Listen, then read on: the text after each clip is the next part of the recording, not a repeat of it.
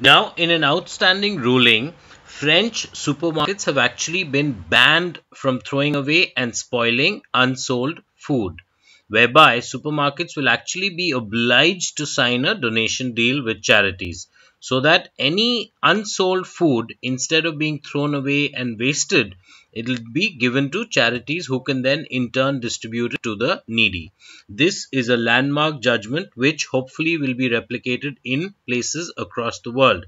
Right now, at the moment, what we are hoping for is that at least this ruling is implemented across the EU as well, whereby slowly other countries across the world can replicate the same. Because across the world, even in poor countries, we see that there's enormous wastage of food, whereby instead of unused food, it's not spoiled food, it's not food which is not edible, which cannot be consumed. It is simply food which may have, say, expired. Sometimes the expiry dates have not really got anything to do with the fact that that food is absolutely not fit for consumption. It's just a ruling whereby even after the so-called expiry date, the food is very well suited for consumption. Further, we often have food which is simply not sold. It's just absolutely fine, but it's just not fit for, it's just not been sold, that's all.